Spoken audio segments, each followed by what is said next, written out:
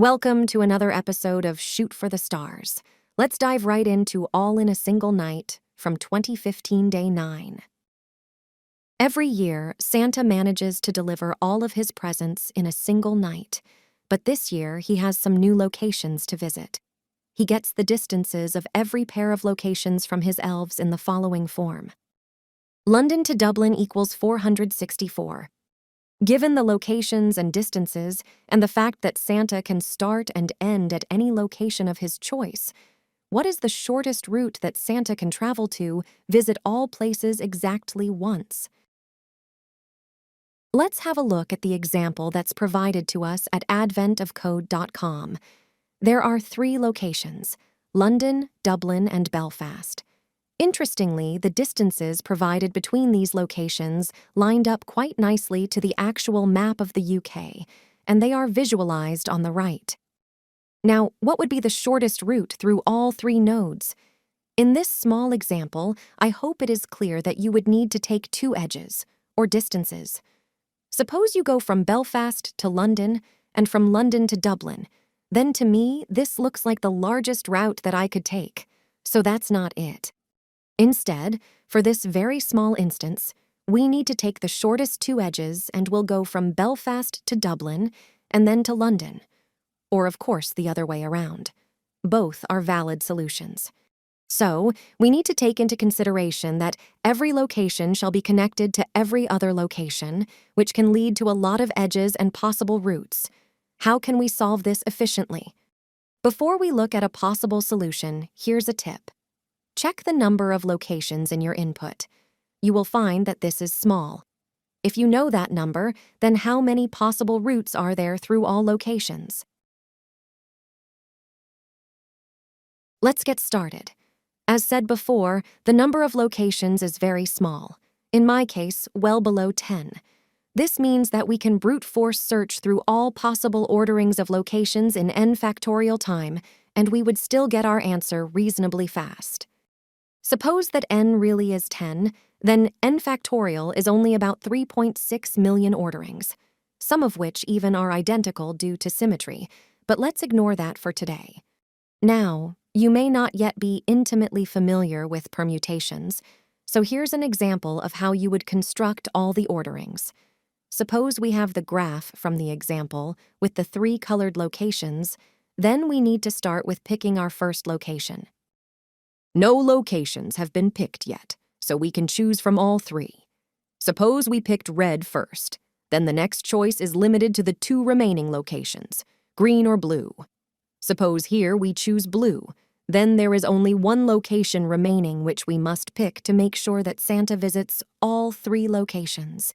And this is one of the permutations.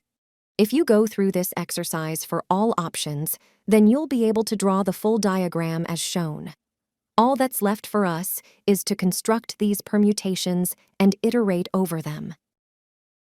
This starts with parsing the input. In this code, I use a dictionary to store place objects. The dictionary allows us to easily reference locations by name.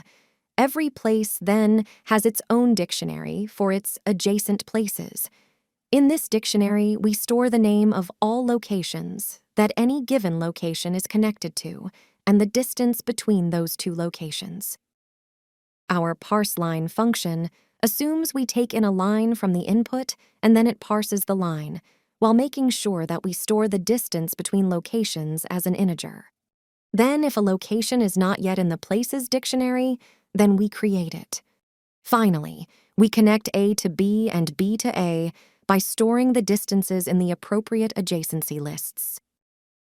Now, for the exciting part, we need to generate the permutations, and for each permutation, or ordering, calculate the distance when traveling in that order. The good news is that you can do it manually, which is a good exercise, or you can use a function from itertools. Let's do that here. The travel function takes in a list of places, meaning we give the names in a specific order, and then we set the total distance to 0. We take the first place and iterate over the rest of the places, and at every iteration that we can do this, we simply add up the distance between S and T. Jumping to the next place then, of course, requires us to update S to T every iteration. Finally, we return the total distance. Now, for computing our actual answer, we start with some very large value as our optimal distance. Then we simply loop over all the permutations of location names, and for each ordering, we simply travel while keeping track of the minimum. And that's it, another star. Let's look at part 2, which is pretty brief. Next year, Santa decides to take the route with the longest distance instead. All other aspects of the problem remain the same. What is the distance of this longest route? Let's jump straight into the solution. Hopefully, you agree that finding either the longest or the shortest path, which touches all nodes, is very similar. The only difference is in the final part of the solution that we described for part 1. Now, instead of starting with some very large number, we start with the smallest possible answer, and we iterate over our orderings while keeping track of the maximum total distance encountered. And that's it. Most of the heavy lifting was done in part 1 today. Thank you for sticking with me on yet another episode. Consider liking and/or sharing if you like this content and would like to see more in the future. Until next time.